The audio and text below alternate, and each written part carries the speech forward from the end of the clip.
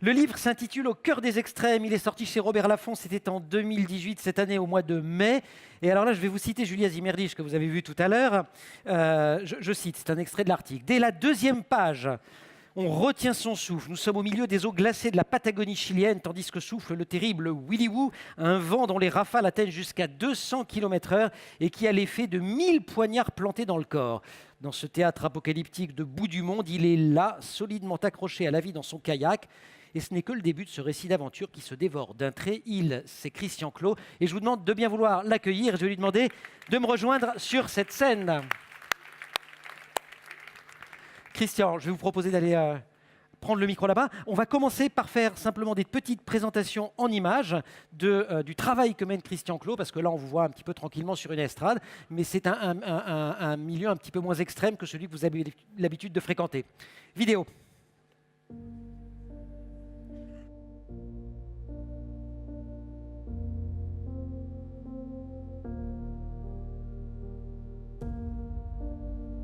On cherche à éprouver au maximum les capacités humaines pour qu'ensuite on puisse aller comprendre ce qui se passe dans notre cerveau.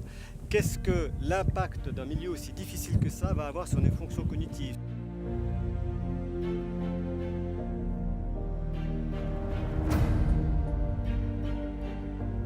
C'est un projet qui est extrêmement novateur et en fait, on ne sait rien là-dessus, on ne sait absolument rien. C'est la traversée des 4 milieux les plus extrêmes de la planète. Des espaces d'abord splendides, qui nous font rêver, mais qui nous soumettent à des situations qui nous dépassent complètement. Je suis pas sûr que je savais ce que ce serait d'avoir si froid. Et apprendre comment l'humain peut évoluer et exister dans ces milieux. C'est des dizaines, des centaines d'émotions. J'y suis! Oh yes! Ce qui nous intéresse énormément, c'est de voir comment en fait leur cerveau va s'adapter. Également des aspects liés à la motivation des individus.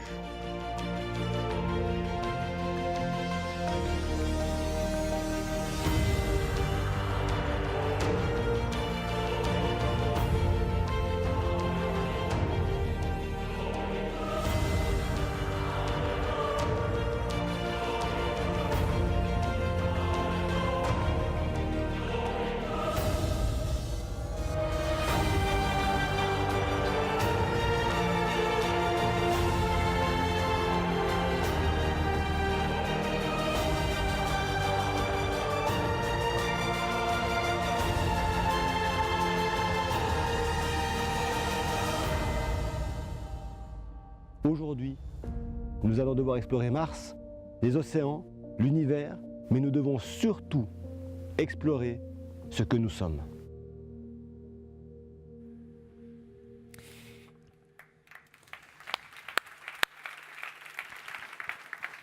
Christian, merci d'être avec nous aujourd'hui à Novac pour partager les premiers résultats de recherche d'un projet qui s'appelle Adaptation. C'est 4 fois 30 jours dans les milieux les plus extrêmes pour éprouver les capacités humaines d'adaptation.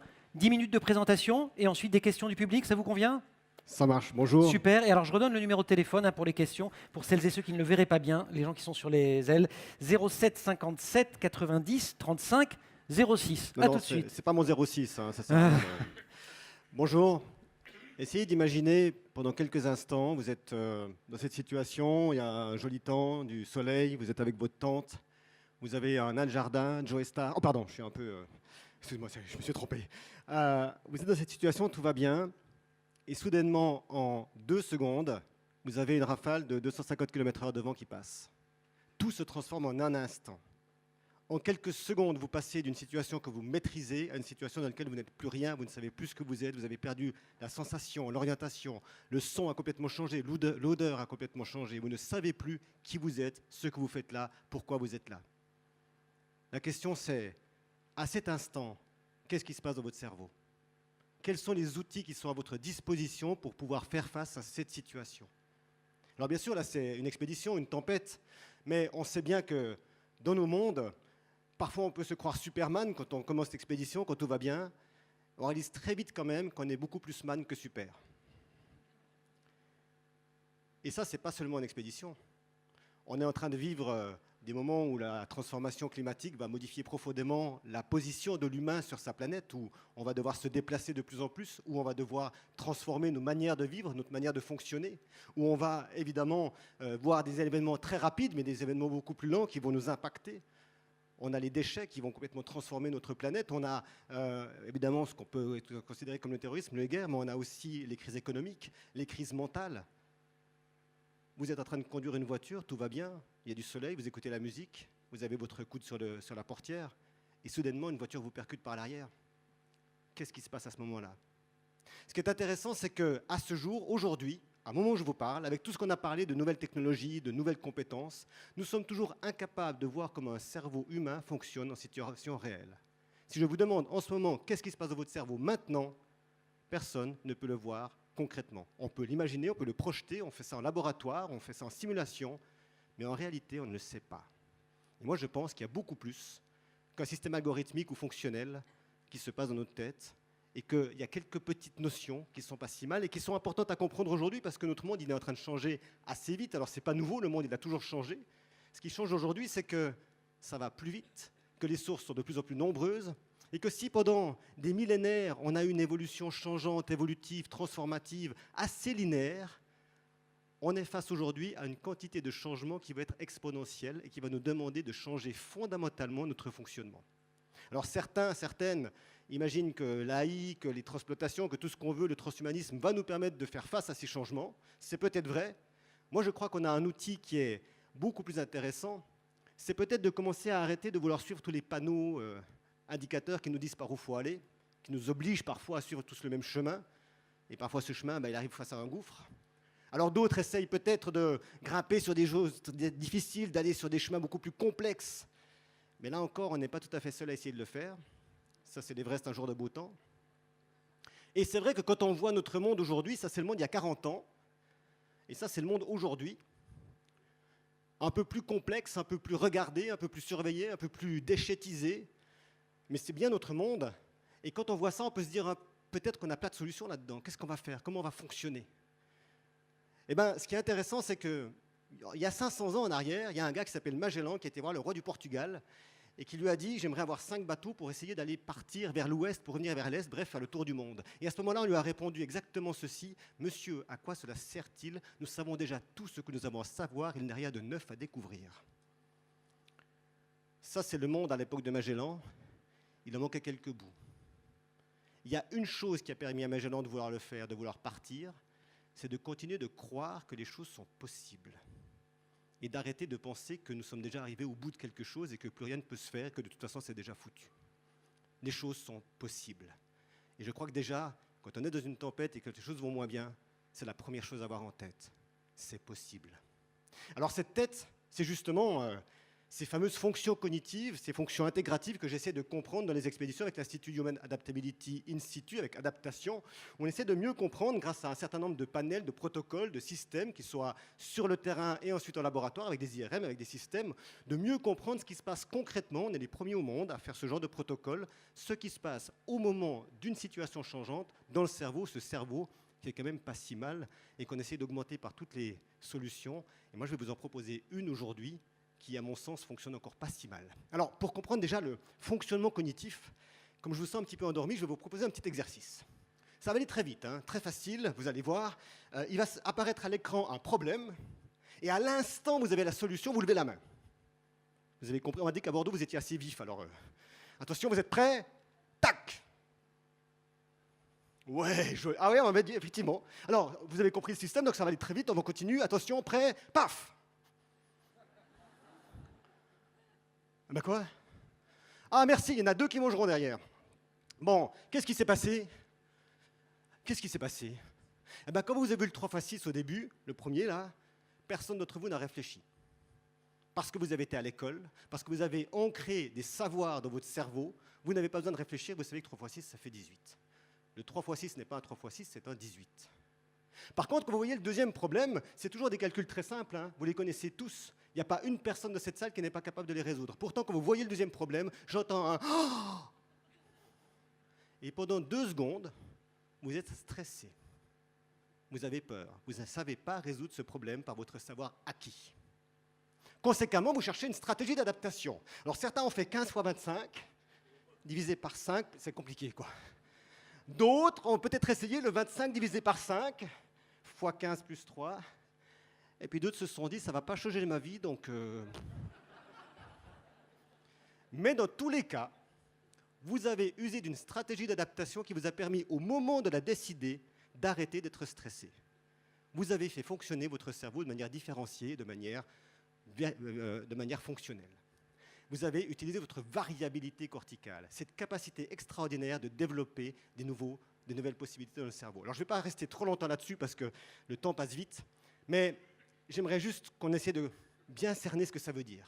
Notre cerveau, il est fait plutôt pour fonctionner à long terme goal. Vous avez un nombre de choses à faire qui permet à votre cerveau d'être fonctionnel sur un certain temps long, assez simplifié. Et puis, vous avez des tas de choses dans la vie qui fait que vous êtes heurté de plus en plus par des problèmes, les fameuses crises qui vous arrivent de plus en plus.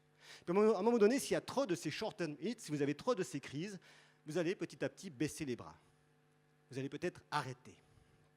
Ce qui est intéressant, c'est que sur 1000 personnes, face à un problème récurrent, complexe et difficile, vous en avez 100 qui vont à un moment donné totalement baisser les bras, arrêter de lutter. Malheureusement, ces personnes, ce sera très difficile. Vous en avez 890 qui vont se laisser aller, qui ne veulent rien faire pour essayer de lutter contre. Vous en avez 10 qui vont se lever, qui vont tenter quelque chose. Une Rosa Parks qui décide de rester assis dans un bus. Un Premier ministre éthiopien qui, nommé en avril, décide de prendre son téléphone pour appeler son collègue érythréen et qui, en 2 jours, résout 20 ans de guerre parce qu'il a pris son téléphone et qu'il a décidé d'agir, de croire que c'était possible.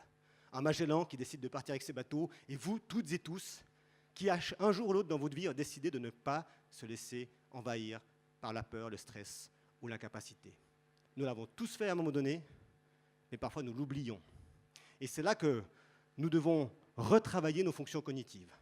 Alors, les fonctions cognitives, c'est un truc assez sympa. Imaginons que ce blanc-là, c'est l'ensemble du savoir d'un domaine, un domaine.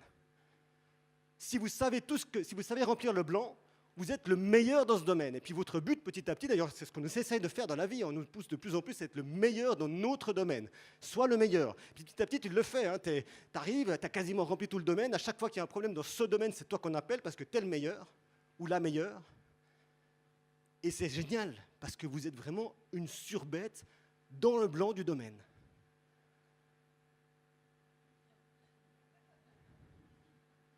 Qu'est-ce que vous faites là ?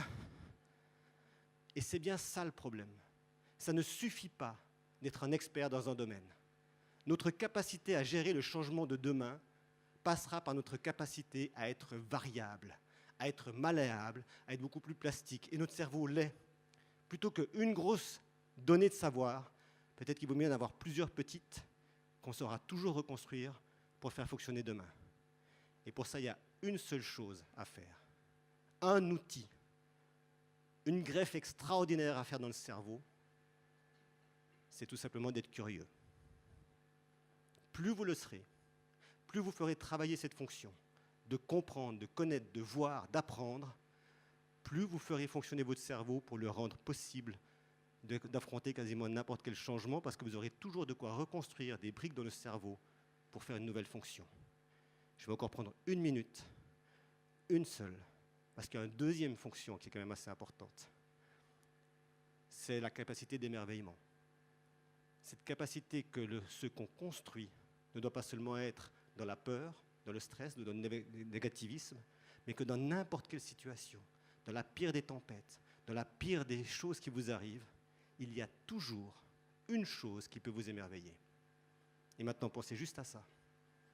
Si dans une situation nouvelle qui vous arrive, vous êtes capable de trouver quelque chose de beau, de bon, d'agréable, sur quoi vous accrocher, vous avez une raison de regarder devant vous, plutôt que derrière ce qui était mieux. Si vous trouvez à chaque fois une raison de regarder devant vous, vous construisez votre avenir, et comme on est un système collaboratif et que nous construisons ensemble un avenir, vous construisez l'avenir de l'humanité. Je vous remercie de m'avoir écouté.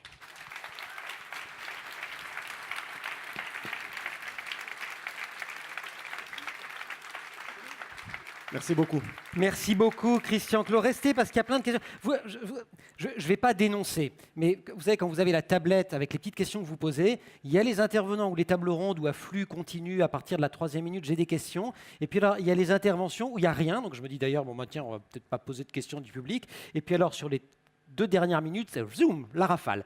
Ce qui veut dire que le reste du temps, ils étaient avec vous. Bah là, Oui, c'était vous direz qu'ils ont réfléchi. la rafale. Ouais, non, mais c'est terrible. Alors, par contre, je vais vous demander, la contrepartie, ça va être de répondre, si vous voulez bien, Très vite. de manière super brève. Il y a des questions très pratiques et il y a des questions qui le sont moins. Pourquoi avoir mené des expéditions aussi extrêmes pour étudier vos capacités d'adaptation, et j'imagine les nôtres? Parce que. Merci. Ah, bon, on dit que c'est- Confronté.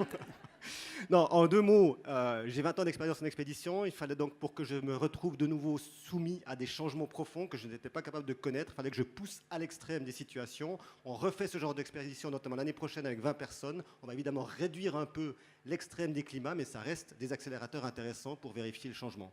Concernant le résultat de vos recherches, est-ce que vous pouvez identifier l'impact de l'état mental sur l'adaptation et la performance physique? Y a-t-il des données qui lient éléments chimiques et activité électrique du cerveau?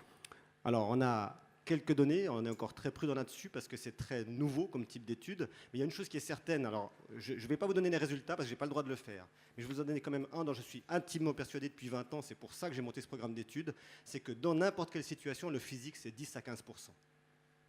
Vous pouvez être le plus surhomme du monde, la plus surfemme du monde, ce n'est pas ça qui vous donne la capacité de dépasser une situation. J'ai vu des personnes grandes comme ça, fines comme ça, avec une capacité musculaire incapable de soulever un poids de 20 kg, se sortir de situations hallucinantes, parce que tout se passe. Et j'aime bien ce que vous dans la dites là. tête. Je parlais un peu de vous, mais je n'osais pas le dire. Mais... Ouais, non, mais si, il faut que j'assume quand même. Ok, super. Non, mais c'est bien. Non, mais c'est bien, surtout Christian, pour- j'aime beaucoup, on en refait quand vous voulez. Confronter notre cerveau à des situations extrêmes permet-il d'innover, de trouver des solutions à des problèmes différemment?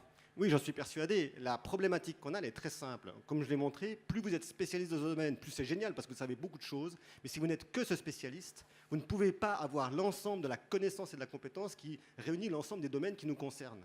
Nous avons besoin soit de beaucoup de spécialistes dans différents domaines, d'où la nécessité impérative de diversité. Hein, j'insiste là-dessus. Donc, quand il y a des migrants qui arrivent, eh ben, c'est plutôt pas mal pour nous parce que c'est cette diversité dont on a besoin. Ou alors d'être vous-même un peu divers, c'est pas forcément ultra spécialiste et il faut avoir les deux. Donc, nous avons besoin de combiner cette compétence-là et si nous le faisons, mais croyez-moi, j'en suis persuadé, rien n'est impossible, même pas la capacité qu'on ait aujourd'hui de réduire les impacts climatiques qu'on a sur la planète. Christian Clot, on le remercie, Merci on le beaucoup. félicite. Au cœur des extrêmes, c'est son dernier livre, apparu en mai 2018 chez Robert Laffont.